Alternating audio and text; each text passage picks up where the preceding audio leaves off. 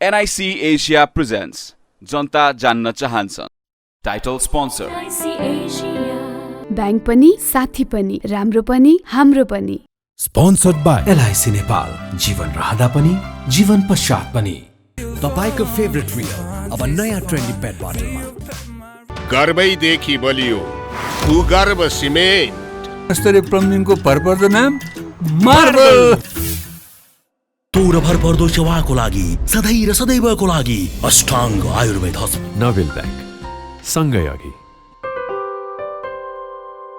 उसबे म पनि आजै नेपाल टेलिकमको एन्टी फाइबर सेवा लिन्छु। नेपाल टेलिकम राष्ट्रको सञ्चार।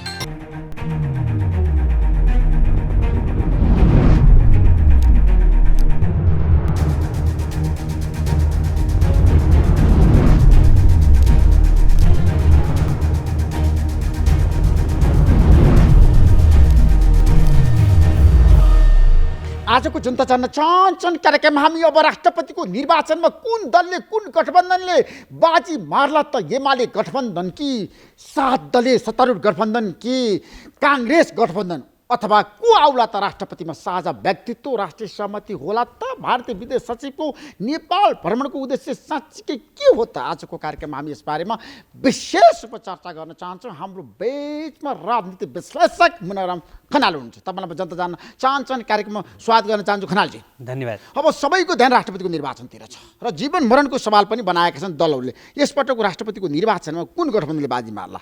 तपाईँसँग के छ आकलन? होइन, त्यो के छ भने हिजो एमालेसँग सहमति गर्नुभयो प्रचण्डजीले, आज चाहिँ राष्ट्रिय सहमति भन्न थाल्नु भएको थियो। आज अब त करिब करिब प्रष्ट नै छ, त्यो नेपाली कङ्ग्रेस र माओवादीको गठबन्धनले नै राष्ट्रपतिको उम्मेदवार तय गर्छ। त्यसो भए माओवादी र काङ्ग्रेस मिलिसके राष्ट्रपतिको निर्वाचन हो। त्यसो भए अब गठबन्धनको कुरा गरिरहँदाखेरि 7 दलीय गठबन्धन भत्कियो त? अब भताभुङ्ग भयो त? प्रचण्ड र ओलीको सम्झौता तोडियो त? होइन, त्यो अब कसरी चाहिँ यो विषयलाई चाहिँ हिजो जुन सम्झौता भयो उनीहरूको सत्ता यो गठबन्धनलाई चाहिँ एक प्रकारले भन्यो भने असाध्यै ठुलो विश्वासघात गरेर, होइन, जुन चाहिँ वाम लोकतान्त्रिक गठबन्धन भन्नुभएको थियो, उहाँहरूले 20 वर्षसम्म यो गठबन्धनलाई चाहिँ हामी अगाडि बढाउँछौँ भन्नुभएको थियो, होइन।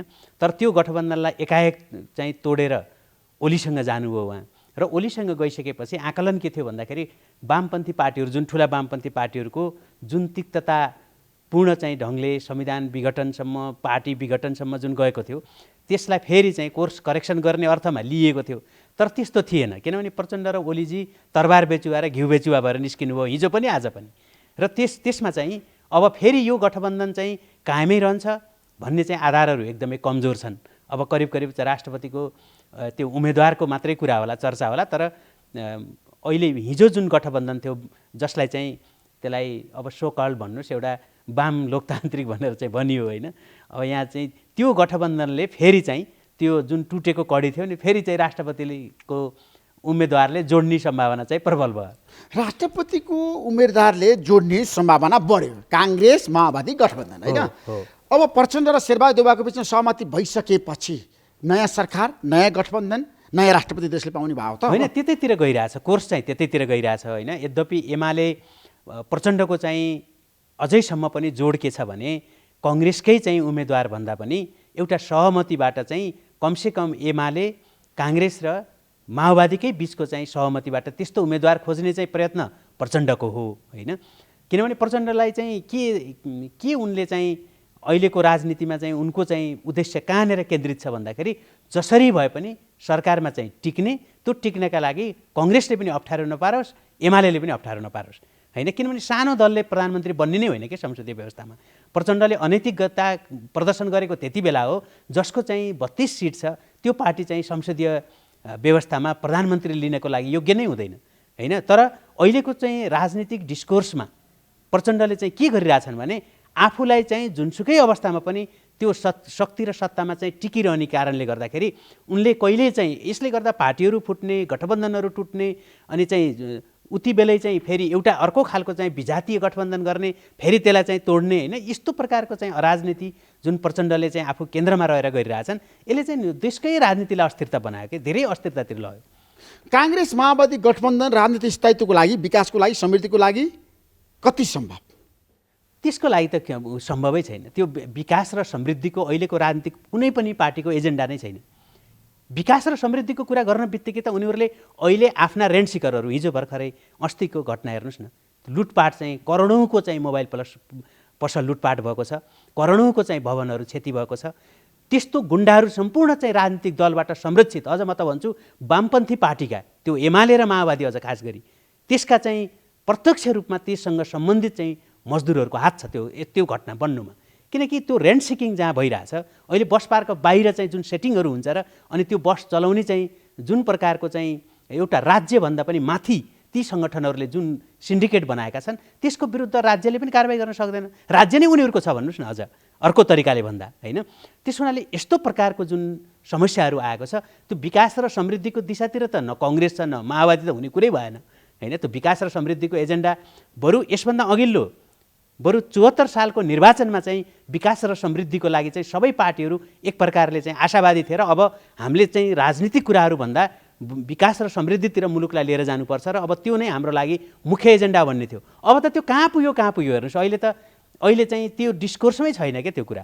र राजनीतिक पार्टीहरू त्यहाँबाट डिरेल भएर कहाँ आइपुगेका छन् भन्नुहुन्छ नि, फेरि हिजोकै द्वन्द्वमा होइन, हिजोकै चाहिँ त्यो राजनीतिक खिचातानीमा, हिजोकै चाहिँ त्यो राजनीतिक चाहिँ आफ्ना चाहिँ कसैले चाहिँ वर्गीय कुरा गरेछ, कसैले लैङ्गिक कुरा गरेछ, कसैले जातीय कुरा गरेछ, कसैले क्षेत्रीय कुरा गरेछ, जुन चाहिँ एउटा चाहिँ क्याओटिक सिचुएसन थियो नि हाम्रो संविधान नबन्दा अगाडि, अहिले त ठिक्क फर्किएर फेरि त्यतैतिर गइरहेछ कि। र यो एकदमै चाहिँ खतरनाक कुरा हो। विकास र समृद्धितिर न कङ्ग्रेस न माओवादी छैन। आज आएर एमालेको उम्मेदवारलाई किन राष्ट्रपति बनाउन चाहेन, यसको कारण आज के हुन सक्छ? हो, त्यसको कारण के हो भने हिजो जसरी चाहिँ प्रचण्डलाई 2.5 वर्षपछि ओलीले प्रधानमन्त्री हुन रोकेका थिए, जसका कारणले गर्दाखेरि पार्टी 3 टुक्रा भयो, जसका कारणले उनीहरूका चाहिँ 6वटा सरकार त एकलौटी थियो कम्युनिस्ट पार्टीको होइन, त्यो विघटित भयो। त्यत्रो ठुलो क्षति बेहोर्दाखेरि पनि यिनीहरूले आफ्नो चाहिँ जुन व्यक्तिगत स्वार्थ हो र सत्ताप्रतिको लिप्सा हो त्यसलाई छोड्दैनन्। झन् कम्युनिस्टहरूले त झनै छोड्दा रहन्छन्।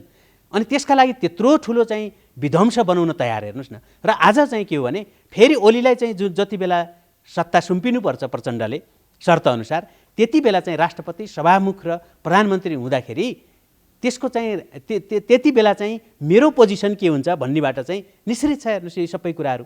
जसले गर्दा उनले चाहिँ काङ्ग्रेसलाई पनि सुरक्षित ठाउँमा राखेर आफ्नो प्रधानमन्त्रीलाई 5 वर्षसम्म चलाउने सत्ता लम्ब्याउने एउटा षड्यन्त्र फेरि गरेका छन्। र त्यो सत्ता लम्ब्याउनको लागि चाहिँ जुन उनले चाहिँ प्रयत्नहरू गरिरहेछन्, अब यो प्रयत्नमा चाहिँ कुनै देशको विकास समृद्धि पार्टीको चाहिँ हित केही पनि छैन। वास्तवमा चाहिँ पार्टीको हित त उनले 7 दलले गठबन्धनको साथ सरकार बन्यो होइन, प्रचण्ड र केपी शर्मा ओली मिलेर जाने, आलो पालो प्रधानमन्त्री चलाउने, राष्ट्रपति एमालेलाई दिने भनेर पुस 10 गते सहमति भएको हो नि त। त्यो सहमतिबाट प्रचण्ड किन ब्याक हुनुभयो? हो, त्यही सत्ता लम्ब्याउने बाहेक अर्को केही पनि छैन उहाँको। किनभने काङ्ग्रेससँग चाहिँ उहाँले प्रधानमन्त्री कङ्ग्रेसले दिएको भए यतातिर त्यो कोर्स नै जान्दैनथ्यो। उनी चाहिँ प्रधानमन्त्री हुन चाहनु, वास्तवमा उनको पार्टीको हित हेर्थे भने, मुलुकको हित हेर्थे भने त 32 सिट ल्याएको चाहिँ पार्टी त प्रतिपक्षमा बसेर आगामी निर्वाचनको लागि चाहिँ बरु अहिलेदेखि नै त्यो पार्टीको चाहिँ ध्रुवीकरण, पार्टीको नाम, चुनाव चिन्ह आदि सबैमा चाहिँ समीक्षा गरेर अर्को कोर्सतिर जानु पर्थ्यो। तर उनी चाहिँ प्रधानमन्त्री म हुन्छु भने जस्तोसुकै जुनसुकै शक्ति पनि उनका लागि अर्को केही पनि छैन। किनभने त्यो पार्टी फेरि कस्तो छ भने पार्टीमा पनि कुनै विरोध छैन। किनभने पार्टी चाहिँ उनले यस्तो एकलौटी र एकमनावादी पार्टी भन्छ कि यस्तो बनाएका छन्। त्यही माओवादीकै एकजना कुन नेताको मैले चाहिँ एउटा कार्यक्रममा सुनिरहेको थिएँ, यो खल्तीको चाहिँ उहाँले चाहिँ माओवादी पार्टीलाई चाहिँ खल्तीको चुइगम बनाउनु भयो कि के भन्ने, चुइगम जति बेला पनि चबाए भयो होइन, बनाउनु भयो भन्ने चाहिँ सुने, काजु कि चुइगम यस्तै के शब्द थियो। भनाइको मतलब के हो भने प्रचण्डको पार्टीभित्र न आन्तरिक लोकतन्त्र छ, न प्रचण्डको पार्टीभित्र विरोधी आवाज छ। त्यसैले पार्टीले प्रचण्डले जतिसुकै गल्ती गरे पनि प्रचण्डको पछि लाएर आफ्नो राजनीतिक त्राण धान्नु बाहेक त्यो पार्टीमा अरूको कुनै भूमिकै छैन कि होइन। प्रचण्ड र केपी शर्मा ओलीको बिचमा एउटा सहमति त भएको हो नि त होइन, पुस 10 गते एकदम 5 वर्ष मिलेरै जाने। त्यो सहमति बिचमै तोड्नुपर्ने कारण सत्ता दोषीको इन्टरनेसनल खेलाडी हो कि नेसनल खेलाडी हो कि अथवा आन्तरिक बाह्य शक्ति को हो त? होइन, मलाई त्यति लाग्दैन होइन। अथवा बाह्य शक्तिहरूका पनि हुन सक्छन् सुझावहरू। बाह्य शक्ति भनेको अहिले चाहिँ सक्रिय भएको भनेको भारत होला होइन, अमेरिका होला, चीन होला, कोही होला। तर त्यो उनीहरूको सक्रियताले यहाँका चाहिँ हाम्रा चाहिँ लम्फू राजनीतिज्ञहरूलाई कुनै पनि प्रकारको चाहिँ त्यो एडभाइस काम गर्छ भन्ने होइन र उनीहरूले प्रत्यक्ष हस्तक्षेप गर्ने ठाउँमा पनि छैन नेपाल। त्यो हस्तक्षेप हुँदा पनि होइन। खास गरेर जुन चाहिँ अब भारतको चाहना होला, किनभने नेपाली कङ्ग्रेससहित एउटा डेमोक्रेटिक चाहिँ लाइनमा त्यहाँ आओस् भन्ने होला होइन। ओलीसँग भारतको तिक्तता पनि थियो पहिला चाहिँ, त्यसले चाहिँ थोरै काम गर्ने कुरा होला। तर त्योभन्दा पनि प्रचण्डको चाहिँ एकदमै खुलेर आएको, प्रकट रूपमा आएको के हो भने ओलीसँग चाहिँ सम्झौता गरिसकेपछि कङ्ग्रेसलाई चाहिँ सरकारमा समर्थन गर्ने तहसम्म चाहिँ उनको संवाद अगाडि बढ्यो। त्यसपछि उनले चाहिँ राष्ट्रपतिमा चाहिँ ओलीको सहमति होइन, अब राष्ट्रिय सहमति चाहिन्छ भन्न थालेको चाहिँ तुरुन्तै त्यसको चाहिँ उनले सरकारको समर्थन लिएको 2-3 दिन पछिबाट नै यो कुरा सुरु गरेको उनले होइन। यसको मतलब के हो भने पहिला चाहिँ राष्ट्रिय सहमतिको भने हुँदै त्यो भनेको चाहिँ सिधा कुरा के थियो भने कङ्ग्रेससँगको सहमति थियो। अब कङ्ग्रेससँगको सहमतिको कुरा आउँदा पनि पात्रमा जब आउँछ नि, त्यो पात्रमा अझै सङ्केन्द्रित भएको छैन बहस। पात्रमा जब केन्द्रित भएर आउँछ त्यसपछि चाहिँ नेपाली कङ्ग्रेसको एकदमै अलिकति हार्डकोर पोलिटिक्स गरेकै मान्छे आउँछ कि अथवा चाहिँ अन्य चाहिँ व्यक्तित्वहरू आउँछन् कि विभिन्न व्यक्तित्वहरूमा कुराहरू भइरहेको हुन्छन् होइन। तर त्यसमा चाहिँ कुनै सत्यता कति छ त्यो त मलाई थाहा छैन। तर चाहिँ मलाई के लाग्छ भने कङ्ग्रेसकै चाहिँ कङ्ग्रेसकै राष्ट्रपति चाहिँ आउने र कङ्ग्रेसको सभापतिसँग त्यो खालको चाहिँ सम्झौता भएको हो भने चाहिँ नेकपा माओवादी निर्णायक छ अहिले राष्ट्रपति जिताउनका लागि, उसले चाहिँ कङ्ग्रेसलाई भोट हाल्छ होइन। माओवादी केन्द्र राष्ट्रपतिको निर्वाचनमा निर्णायक शक्ति बनिरहँदाखेरि केपी शर्मा ओलीको भनाइ के छ भन्दाखेरि यदि माओवादीले दायाँ बायाँ गर्यो, एमालेलाई धोका दियो र एमालेको उम्मेदवार पराजित भयो भने गठबन्धन तोडिन्छ र एमाले सरकारबाट बाहिरिन्छ भनेर उहाँले सङ्केत गरिसक्नु हो। मैले पनि त्यो सुने होइन, त्यो पत्रिकामा आएको कुरा कतिको सत्य हो। तर सरकारबाट चाहिँ बाहिरिने स्थिति चाहिँ त्यो बन्छ भन्ने मैले पनि अहिलेका घटनाक्रमहरूले देखिरहेको छु। र नेकपा एमालेलाई चाहिँ बाहिर राखेर कङ्ग्रेस र माओवादीकै सरकार बन्ने सम्भावना, जुन सम्भावना हिजो चाहिँ टुटेको थियो। प्रचण्डलाई चाहिँ प्रधानमन्त्री बनाउन शेरबहादुर देउवा अनुच्छुक थिए। उनी 6औं पटक प्रधानमन्त्री बन्न इच्छुक भएपछि प्रचण्डले चाहिँ ओलीसँग जान चाहिँ उनले चाहिँ त्यो गठबन्धनलाई बचाउनेतिर होइन, त्यो गठबन्धन तोडेर ओलीतिर जान तयार भयो। आज चाहिँ कङ्ग्रेसले गर्छ भने काङ्ग्रेसतिर जान पनि तयार छन्। राजनीतिमा असम्भव कुरा केही पनि छैन, जे पनि सम्भव हुन्छ। तपाईँ मान्नुहुन्छ नि? म चाहिँ मान्दिनँ त्यो। तर अहिले चाहिँ आज होइन, हाम्रोमा चाहिँ त्यस्तो भनियो। राजनीतिमा असम्भव भन्ने के हो भने राजनीतिमा 3-4वटा कुरा त अपरिवर्तनीय बनाउनु, हाम्रो संविधानमा पनि छन् नि कतिपय अपरिवर्तनीय कुरा। मुलुकको संविधानमा त अपरिवर्तनीय कुराहरू हुन्छन् जसलाई चाहिँ परिवर्तन गर्न सकिँदैन भने कुनै पनि पार्टीको आफ्नो चाहिँ राजनीतिक सिद्धान्त, साङ्गठनिक चाहिँ एउटा चाहिँ प्रिन्सिपल, त्यसपछि एउटा व्यक्तित्व, सबै चिजलाई चाहिँ समाप्त पारेर सत्तामा केन्द्रित भएर, त्यो पोलिटिक्स होइन पोलिटीमा मात्रै केन्द्रित भएर त्यस्तो खालको चाहिँ राजनीति गर्नुलाई एकदमै डाइनामिक चाहिँ लिडर होइन, एकदमै चलायमान लिडर, एकदम सफल लिडर भन्ने हाम्रो जुन चाहिँ भाषा छ नि, वास्तवमा यो पत्रकारिताको भाषामा पनि यसलाई चाहिँ अलिकति सच्याउनु पर्ने छ के। असम्भव हुन्छ राजनीतिमा चाहिँ कतिपय कुराहरू सम्भव हुँदैनन् होइन, जो असम्भव चाहिँ बनाउनु पर्ने हुन्छ। तर हामी कहाँ हेर्नुहोस् हरेक कुरा चाहिँ सम्भव बनाइदिन्छन् होइन। हिजो काटामार गरेका नेताहरू एकैछिनपछि गला मिलिरहेछन् होइन। अब चाहिँ त्यो पछाडिबाट छुरी रोप्न मिल्या हो कि होइन, साँच्चै मिल्या हो कि केही थाहै छैन होइन। हिजोसम्म चाहिँ ओली र चाहिँ प्रचण्डको सम्बन्ध हेर्नुहोस् होइन, 81 फेरि उनीहरूको सम्बन्ध सौहार्द, बारदलीबाट फेरि दुवैजनाले हात हल्लाए भन्दाखेरि यस्तो कुराहरू चाहिँ जनता के मूर्ख हुन् होइन। नागरिकलाई चाहिँ उहाँहरूले के ठान्नु भएको छ कि पार्टीलाई के ठान्नु भएको छ भन्दाखेरि यस्तो लोकतन्त्रमा यस्तो खालको चाहिँ व्यक्तिवादी पार्टी, व्यक्तिवादी निर्णय र व्यक्तिगत रूपमा जे पनि भन्न पाइने र ती दुईजनाको स्वार्थमा चाहिँ स्वार्थ मिल्न साथ पार्टी पनि मिल्ने, नेता पनि मिल्ने, अनि आफ्नो स्वार्थ नमिल्न साथ अनि चाहिँ नेता पनि नमिल्ने, पार्टी पनि नमिल्ने, सिद्धान्त पनि नमिल्ने, त्यस्तो पनि हुन्छ र कहीँ भन्नु त। नेताहरूले यस्तो चाहिँ एउटा प्रिन्सिपल सेट गरिदिए कि हाम्रोमा राजनीतिमा जे पनि गर्दा हुन्छ, जस्तो पनि भन्दा हुन्छ, नागरिकहरू भनेका रैतीहरू हुन् भनेर जुन चाहिँ राजतन्त्रले ठान्थ्यो त्यस्तै अहिले पनि रैती ठान्ने चाहिँ र त्यो पार्टी कार्यकर्तालाई त दास मान्छन् यिनीहरू। कमसेकम पार्टी सदस्य नभएका हामीहरू दास छैनौँ होइन, तर नागरिकलाई यिनीहरूले रैती नै ठानेका छन् र त्यो रैतीभन्दा माथिल्लो कुनै पनि हिसाबले राजनीतिमा लाज शरम केही पनि छैन। राजनीतिमा छ नि पदको लागि नेताहरूले जस्तो सुकै सम्झौता पनि गर्न तयार भए नेपालमा होइन। न नीतिको कुरा, न विचारको कुरा, न सैद्धान्तिक कुरा। काङ्ग्रेस कहाँबाट मिल्छन् ल भन्नु न? कसरी मिल्छन् भन्दा प्रधानमन्त्री बनाउन, राष्ट्रपति बनाउन मिल्छन्, अरू बेलामा मिल्छन् त? यी चुनावमै मिलेनन् हेर्नुहोस् होइन। चुनावमा मिले माथिका नेताको चाहिँ स्वार्थ त मिल्यो, तर त्यही भोट चाहिँ ट्रान्सफर भएन भन्दै त्यो रोइलो हामीले सुन्यौँ नि होइन। कहाँ मिल्या रहेछ त? तल मिलेकै छैन। माथि केही माथिल्लो गिरुवा जुन छ नि, काङ्ग्रेसको गिरुवा, माओवादीको गिरुवा, एमालेको गिरुवाको माथिको कुरा मिल्छ, तल त मिल्दैन। 2 महिना हुन लाग्यो होइन प्रचण्ड प्रधानमन्त्री भएको, 2 महिनामै यो गठबन्धन परिवर्तन हुनु ठिक हो? होइन, कङ्ग्रेसले चाहिँ हिजो पनि कङ्ग्रेसले आफूलाई चाहिँ गल्ती भयो भन्ने ठानिरहेको थियो। माओवादीको चाहिँ प्रचण्ड चाहिँ प्रधानमन्त्री नबनाए पनि हामीले चाहिँ त्यो गठबन्धनबाट प्रचण्ड चाहिँ बाहिरिन्नन् भन्ने उसले ठानेको थियो। किनभने ओली र प्रचण्डको जुन तिक्ततापूर्ण चाहिँ सम्बन्ध थियो, त्यो सम्बन्धलाई चाहिँ 2-3 दिनमा जुन खालको गतिविधिहरू त्यहाँ भए होइन, ती गतिविधिहरूले के गरे भन्दाखेरि काङ्ग्रेस एक प्रकारले सरप्राइजमा पर्यो होइन। र काङ्ग्रेसलाई के थाहा थियो भने कुनै न कुनै चाहिँ बिन्दुमा गएर यिनीहरूको बिचमा चाहिँ कन्फ्लिक्ट आउँछ होइन। किनकि हिजो पनि यिनीहरूका इतिहासहरूको बारेमा सबैलाई थाहा छ होइन। भर्खरैको इतिहास पनि धेरै दिनको त पनि छैन, 2-3 वर्षको इतिहास छ। त्यसबाट चाहिँ काङ्ग्रेसले चाहिँ के सोच्यो भने जब कङ्ग्रेसले चाहिँ यो सरकारलाई समर्थन गर्ने भयो, त्यति बेला नै कङ्ग्रेसको के थियो भने राष्ट्रपति निर्वाचनसम्म जाँदा यो गठबन्धनमा दरार ल्याउन सकिन्छ भन्ने कङ्ग्रेसमा पनि चाहिँ देउबा चाहिँ अरू पार्टी सञ्चालन, पार्टीको डेमोक्रेटिक प्रोसेसप्रति पो लम्फु छन् त। सत्ता कसरी चलाउने भन्नेमा त उनी जति चाहिँ भित्र चाहिँ जुन प्रकारको चाहिँ मुभ गर्छन् उनले होइन, बाहिर चाहिँ देखिँदैन, तर भित्र उनको मुभ जति, उनको गणित जति तगडा त कसैको छैन हेर्नुहोस्। नत्र त्यत्तिकै 6 पटक चाहिँ 5 पटक प्रधानमन्त्री भएर 6 पटक हुने दिशातिर चाहिँ त जान्नथे होइन। उनी चलाखै राजनीतिज्ञ हुन्।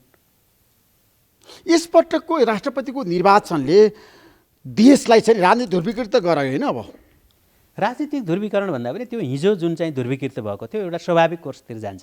किनभने हिजो जुन गठबन्धन वास्तवमा चाहिँ सत्ता यही गठबन्धनले चलाउँछ भन्ने एक प्रकारले सबैलाई थाहै भएको विषय थियो, तर अकस्मात त्यो चाहिँ युटर्न भएको होइन, एमालेतिर गयो।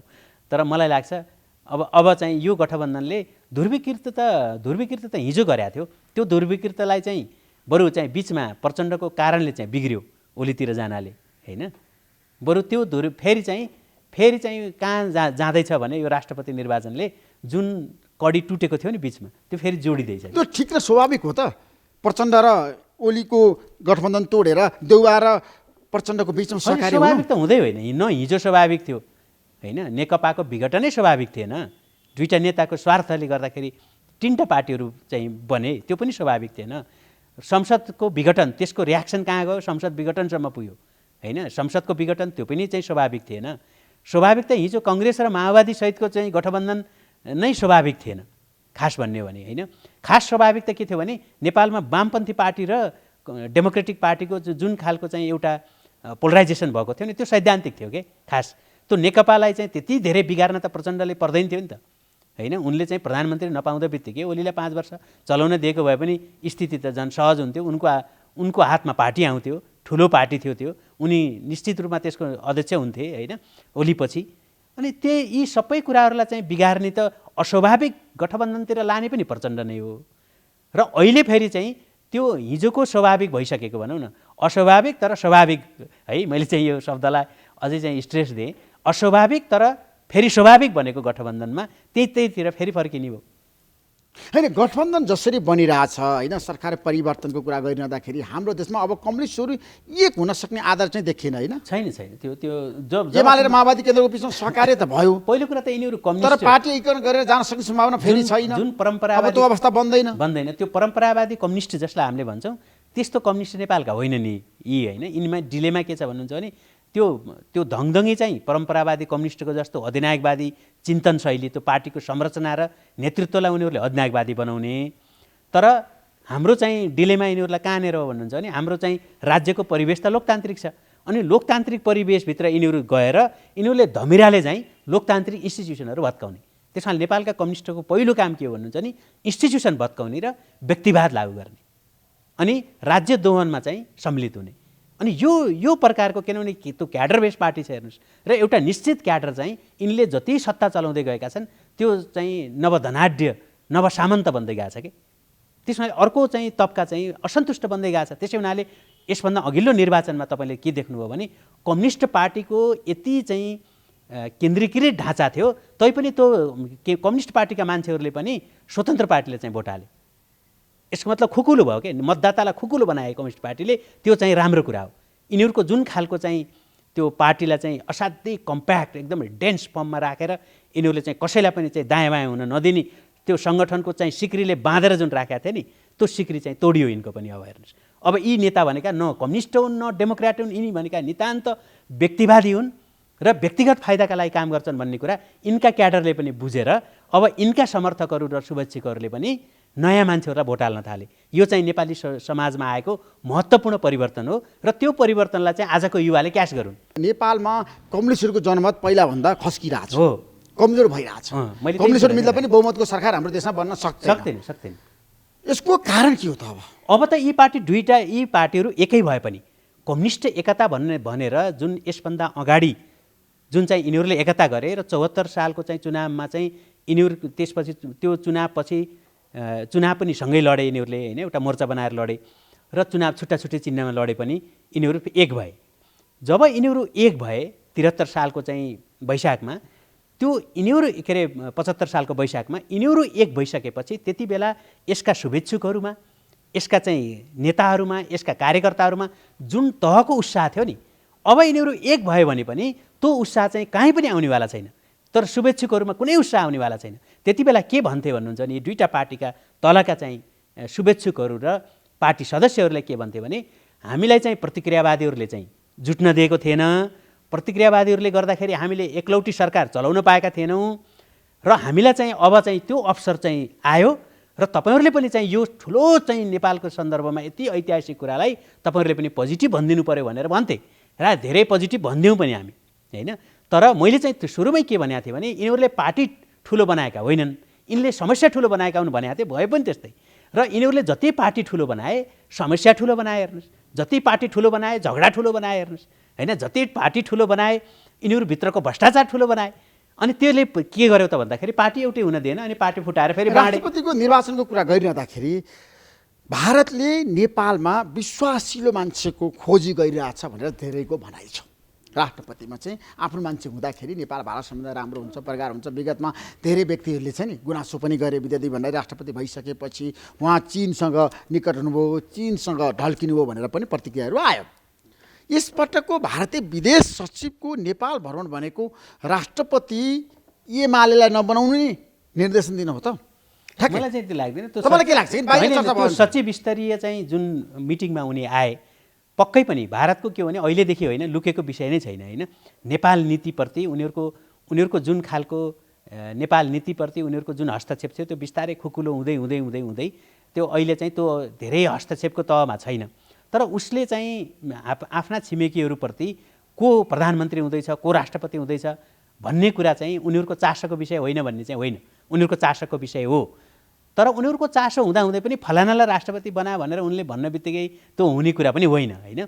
तर भारतले कैयौँ माइक्रो म्यानेजमेन्ट गरेको थियो हिजो हाम्रो चाहिँ मुलुकमा। जब संविधान सभाको निर्वाचन ताका उसले मात्रै होइन, धेरै एजेन्डाहरू यस्ता थिए जहाँ चाहिँ फन्डिङहरू पनि विभिन्न खालका शङ्कास्पद फन्डिङहरू त्यो चाहिँ पश्चिमा देशहरूबाटदेखि लिएर होइन थुप्रै कुराहरू आउँथे। तर अहिले चाहिँ त्यो स्थिति चाहिँ होइन। तर चाहिँ उनले चाहिँ के भन्न सक्छन् भने, स्वाभाविक के हो भने नेकपा एमाले भन्दा नेपाली कङ्ग्रेससँग नजिक रहेको व्यक्ति राष्ट्रपति हुँदाखेरि उनीहरूलाई चाहिँ किनभने उनीहरूको पनि डेमोक्रेटिक कन्ट्री हो, उनीहरूले कङ्ग्रेसलाई डेमोक्रेटिक मान्छन् अहिले पनि होइन, कम्युनिस्टलाई भन्दा कङ्ग्रेसलाई विश्वास गर्छन्। र त्यो विश्वास गर्ने कारणले स्वाभाविक रूपमा चाहिँ राष्ट्रपति चाहिँ कङ्ग्रेसबाटै होस् भन्ने चाहिँ उनीहरूको शुभेच्छा हुन्छ। एमालेको उम्मेदवारलाई रोक्न भारत सफल होला त? होइन, त्यो भारतले त्यो रोक्ने आयो भन्ने त मलाई लाग्दैन। तपाईँलाई विश्वास त प्रचण्ड र भारतले नेपालको राजनीतिमा हस्तक्षेप गर्दैन अब? होइन, गर्छ, तर त्यो तहमा गर्दैन जो हामी कुरा गरिरहेछौँ। यो तहमा फलानालाई झिस्काउन राष्ट्रपति बनाउनु पर्छ भन्ने भारतको त्यो बटम लाइन होइन। होइन, यो तहको हस्तक्षेप काङ्ग्रेसको उम्मेदवारलाई जिताउन भारतको चाहना छैन। नेपाली राजनीति जुन अहिले जुन ठाउँमा छ नि, त्यो चाहिँ त्यो तहको हस्तक्षेप गर्ने ठाउँमा चाहिँ छैन। हस्तक्षेपै छैन भने मैले होइन, हिजोको तहको छैन, आज हिजोको तहको हस्तक्षेप छैन। तर अब जहाँनिर चाहिँ अलिकति लुप होल हुन्छ नि, तपाईँ यहाँ दुईजना तपाईँहरू चाहिँ महत्त्वपूर्ण चाहिँ ठाउँमा भएका दुईजना व्यक्तिहरूको बिचमा चाहिँ झगडा छ भने त त्यसमा त्यो लुप होलमा खेल्ने त मान्छे आउँछ होइन। यहाँ पनि प्रचण्ड र चाहिँ ओलीको चाहिँ अविश्वासमा त्यो भारत खेल्न सक्दैन भन्ने होइन, त्यो खेल्न सक्छ होइन। तर मूलत चाहिँ हाम्रै देशका राजनीतिज्ञहरूको लम्फुपनबाट मात्रै अन्य चाहिँ कुराहरू आउने हुन् के। नेपालका दलहरू आफ्नो निर्णय आफै लिन सक्षम छन् आजको दिनमा? होइन, यिनीहरूले चाहिँ मूल निर्णयहरू राजनीतिक यिनीहरूले रूपमा, आफैले आर्थिक गरेका रूपमा, छन्। कूटनीतिक रूपमा, अन्तर्राष्ट्रिय क्षेत्रमा नेपालको प्रभाव पाउँ जुन छ नि, अब त्यसमा छ नि होइन, नेपाली छैन, नेताहरूले हाम्रो चाहिँ के छ भन्नुहुन्छ नि, हामी आफूलाई छ नि, कहाँ कूटनीतिक चुकायो क्या? कूटनीतिक रूपमा त हाम्रो देश चाहिँ सबभन्दा लम्फु छ होइन। हामी हेर्नुहोस्, यस्तो गरिब देशमा यस्तो गरिब भएर बस्ने ठाउँकै मान्छे होइन कि। हाम्रा चाहिँ नेताहरूले ठिक वैदेशिक नीतिलाई ठिक ढङ्गले आकलन गर्थे भने, ठिक ढङ्गले ह्यान्डल गर्थे भने हाम्रो आर्थिक अवस्था, किनभने ठिक ढङ्गले तपाईँले कूटनीतिक सम्बन्ध राख्नु भनेको आर्थिक रूपले चाहिँ सम्पन्न हुनु। 8-10 वर्षभित्र 15 वर्षभित्रमा हेर्नुहोस्, भियतनामले धेरै ठुलो प्रगति गर्यो, कम्बोडियाले धेरै राम्रो प्रगति गर्यो, अब दक्षिण कोरिया, थाइल्यान्डहरू त कुरै छोडिदिउँ होइन, सिङ्गापुर, मलेसिया त झन् धेरै पहिलेदेखि नै सम्पन्न भए। अब हामी मात्रै यस्तो गरिब भएर मुलुक भएर बसेका छौँ। यस्तो गरिब मुलुक भएर बस्नका लागि चाहिँ हाम्रो राजनीति त छँदैछ, राजनीतिक अस्थिरता त त्यो त लम्फुपन त त्यो छँदैछ। तर त्योभन्दा ठुलो लम्फुपन हाम्रो के हो भने ठुला राष्ट्रहरूसँगको एउटा सुमधुर सम्बन्ध राख्न नसक्नु र त्यसबाट फाइदा लिन नसक्नु चाहिँ मूल कुरा हो। र त्यसका लागि राजनीतिक दल र रवि लामिछानेलाई बाहिर राखेर अब नयाँ गठबन्धन बन्दैछ होइन, सम्भावना त्यतिर गयो। मलाई त्यही लाग्छ, किनकि अब दुईवटा भन्नुहोस् न, राप्रपा र माओवादीको बिचमा त्यो दुईवटा बिदालाई लिउँ होइन। पृथ्वी जयन्तीमा बिदा दिनको लागि चाहिँ राप्रपाले दबाब दियो, अनि फागुन 1 गते चाहिँ जनयुद्ध दिवस भनेर बिदा दियो होइन। भन्दाखेरि यो दुईवटा जुन अतिवाद छ, राजावादी र माओवादी, यी अतिवादीहरूको चाहिँ दुईवटा चाहिँ त्यो दुईवटा ध्रुवमा रहेका शक्तिहरूको कसरी चाहिँ यो सरकार चाहिँ अगाडि जाने हो होइन। त्यो अगाडि जाँदैन थियो र त्यो अनैतिक पनि हो होइन। राप्रपा कसरी यो सरकारमा सम्मिलित भयो, रवि लामिछानेको पार्टी यो कसरी सम्मिलित भयो होइन। प्रचण्डको चाहिँ स्वयं चाहिँ पार्टी सानो छ भन्दाखेरि साना पार्टीहरू पनि सत्तामै जाने हो भने उनीहरू कहीँ पनि प्रतिपक्षमा कोही पनि नबस्ने हो भने अनि हाम्रो संसदीय व्यवस्थाको मर्यादा के होइन। संसदीय व्यवस्था न राप्रपाले मान्छ न माओवादीले मान्छ, अनि उनीहरूको चाहिँ बिचमा चाहिँ गठबन्धन भएर सत्ता चल्छ अनि यो लोकतन्त्र हो कि यो चाहिँ भिडतन्त्र हो होइन। म त यो डेमोक्रेसी होइन, यो त मोबोक्रेसी भइरहेछ। जस्तो त्यो मलमा चाहिँ लुटपाट भयो नि, हाम्रो चाहिँ संसद, हाम्रो सिंहदरबारभित्र त्यही लुटपाट छ के रियलमा भन्नुहुन्छ भने। त्यो विजातीय चाहिँ शक्तिहरूको त्यो लुटपाट भनेर चाहिँ सामान्य लुट्नुपर्छ र होइन। त्यो वैचारिक लुटपाट छ त्यहाँ हेर्नुहोस्, त्यहाँ चाहिँ एजेन्डाहरूको लुटपाट छ। लोसे मलमा त मोबाइल लुट्यो हो, 9 करोडको चाहिँ क्षति भएको छ त्यहाँ हो। अब त्यसको राजनीतिक अर्थ के हो? त्यसको राजनीतिक अर्थ त हाम्रो सुरक्षा प्रणाली कहाँ गएको छ भन्ने, त्यसलाई डिप स्टेट भन्छ के। जो हाम्रो जो देखेको स्टेट भन्दा अब लुकेको राज्य छ क्या अर्को। तपाईँ हामीले एउटा देखेको राज्य छ, अर्को एउटा लुकेको राज्य के छ भने जहाँ चाहिँ बिचौलिया र दलालहरूले चाहिँ चलाइरहेका छन्। जुनसुकै डिसिजनमा पनि किन ती दलालहरूकै चाहिँ हालिमुहाली चल्छ, किन त्यही मान्छे चाहिँ जुनसुकै सरकार हुँदाखेरि पनि कहिले टेप बाहिरिन्छन्, कहिले त्यो मान्छेसँग बसेका कुराहरू आउँछन्, कहिले चाहिँ कुनै चाहिँ तपाईँ ओम्नी यति आउँछ भने अर्को चाहिँ आउँदाखेरि, अर्को काङ्ग्रेस आउँदाखेरि के रुङटा सुङटा आउँछन् होइन। यो भनाइको मतलब के हो भन्नुहुन्छ भने केही मान्छेहरू जो चाहिँ यस्ता मान्छेहरू छन् जसले चाहिँ हाम्रो चाहिँ इन्स्टिट्युसनलाई ध्वस्त पारेका छन् र उनीहरूको चाहिँ स्वार्थमा सबै डिसिजनहरू गराउने चाहिँ सामर्थ्य राख्छन्। त्यसैलाई चाहिँ अङ्ग्रेजीमा डिप स्टेट भन्छ। अब नेपाली कङ्ग्रेसले रामचन्द्र पौडेललाई राष्ट्रपतिको लागि अगाडि सार्लाई होइन, उम्मेदवार बनाउलाई तपाईँलाई के लाग्छ?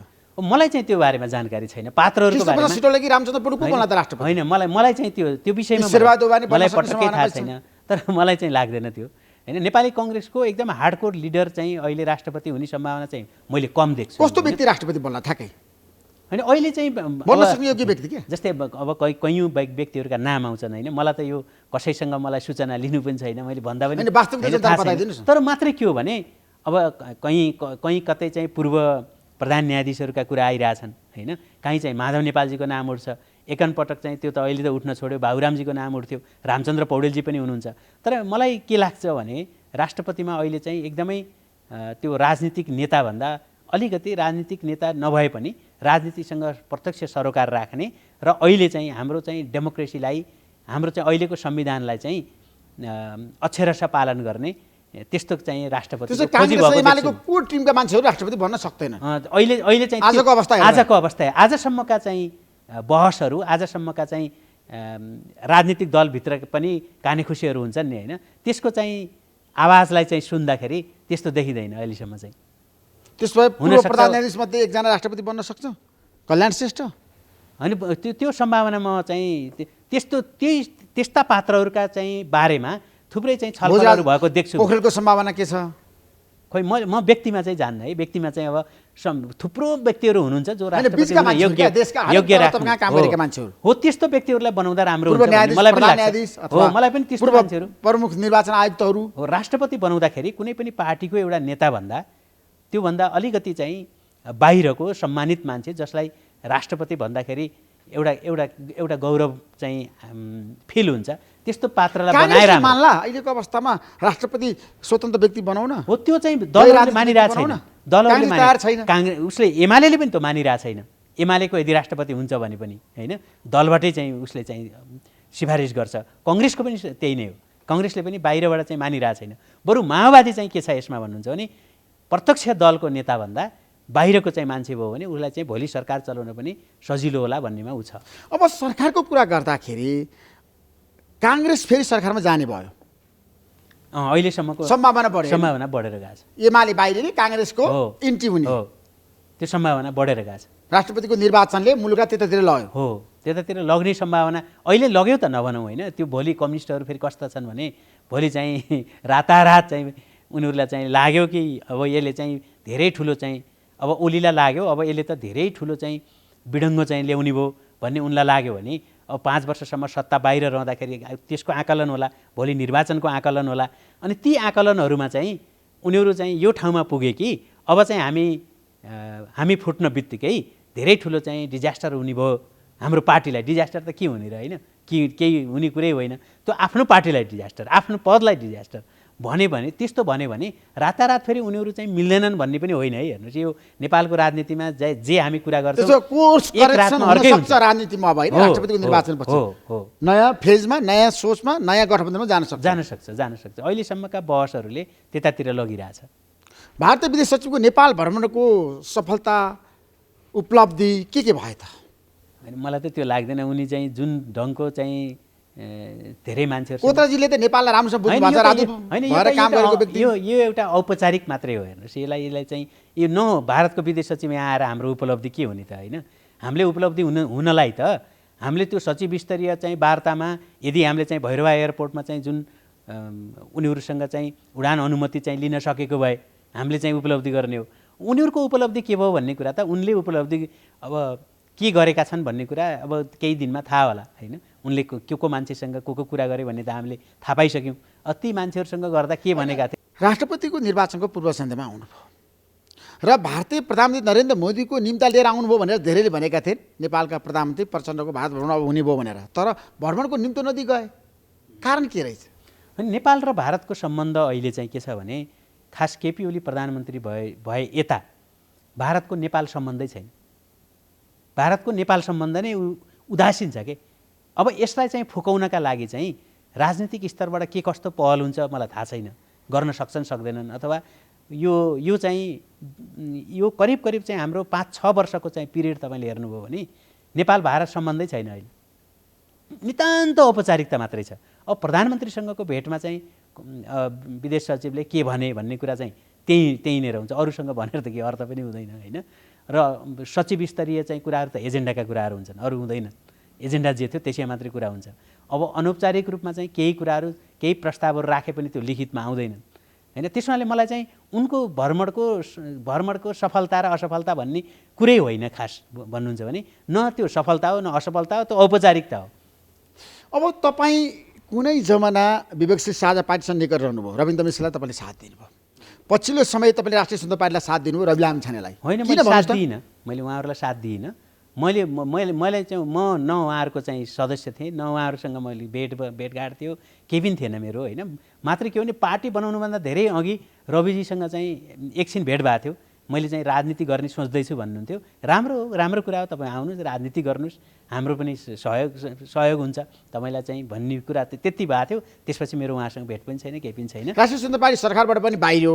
यो पार्टीको अबको भविष्य यात्रा कस्तो होला? अनि यसको यात्रा चाहिँ वास्तवमा यो सरकारमा जानु नै हुन्न थियो होइन। मेरो सुझाव पनि त्यही थियो। पहिले पनि मैले टेलिभिजनहरूमा भने राष्ट्रिय स्वतन्त्र पार्टीले जति मत लिएर आयो त्यो चाहिँ एक ढङ्गले भन्ने हो भने त्यो आश्चर्यचकित नै हुने चाहिँ मत ल्याउले होइन। सांसद पनि 20 जना छन् र उहाँहरू चाहिँ आउन बित्तिकै जो उहाँहरूको राजनीतिक परिचय नै बनेको छैन, राजनीतिक रङ के हो भन्ने नै थाहा छैन, राजनीतिक दृष्टिकोण के हो भन्ने पनि थाहा छैन, त्यस्तो बेलामा चाहिँ उहाँहरूले चाहिँ फेरि अहिलेका नेताहरूलाई चाहिँ प्रश्न गर्न भनेर उहाँहरू राजनीतिमा आउनुभएको, अहिलेका नेताहरूको असफलतालाई चाहिँ नाङ्गेझार पार्ने भनेर उहाँहरूले भन्नुहुन्थ्यो।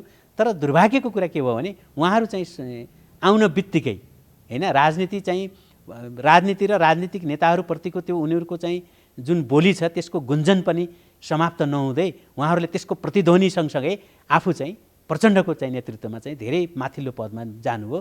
त्यो वास्तवमा त्यो राजनीतिक कदम थिएन, त्यो एउटा अराजनीतिक र अपरिपक्वता थियो।